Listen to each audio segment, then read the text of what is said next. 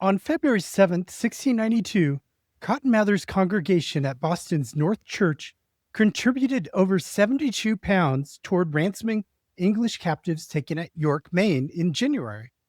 Two Wabanaki messengers had previously informed Minister George Burroughs about how and when to ransom captives.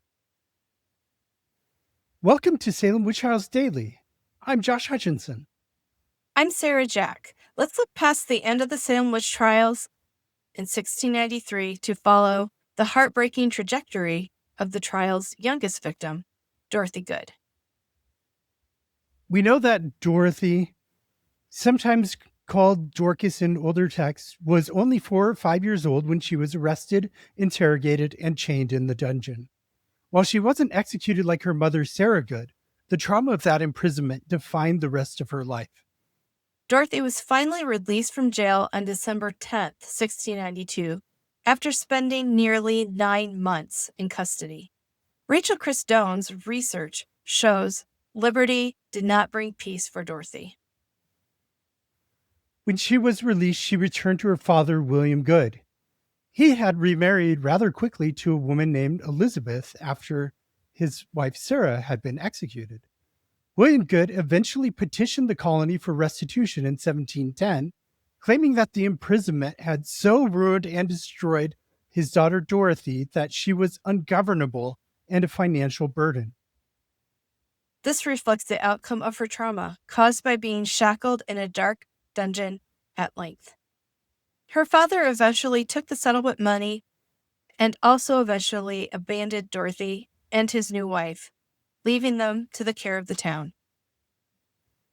Recent research into the town records of Salem and Beverly reveals a transient, unstable adulthood for Dorothy.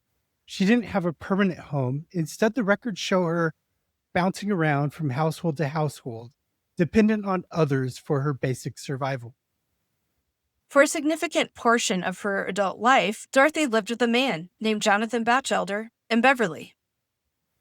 And that name is significant because Jonathan Batchelder had been one of the accusers who testified against Dorothy's mother, Sarah Good, during the trials.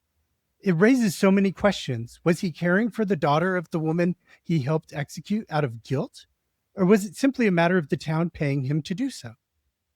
Dorothy's life was a cycle of institutions and wandering. At various points, she was sent to the House of Correction in Salem. This was a workhouse for the poor, but physically it was attached to the very jail where she'd been traumatized as a child. The records show that Dorothy had 2 children and never married. She had a son named William and a daughter named Dorothy. Because she was impoverished and unmarried, the town took those children away and indentured them out to other families. Her daughter was indentured to Nathaniel Putnam and her son to Jonathan Batchelder. Further research is needed to track what became of her children as adults. While Dorothy disappears from the Massachusetts records, a grim newspaper article from New London, Connecticut, published decades later on August 14, 1761, tells us how her story may have ended. This report describes the discovery of, quote, a transient vagrant woman named Dorothy Good found dead in a bog meadow. It's a stark reminder that the Salem witch trials didn't end when the adults moved on.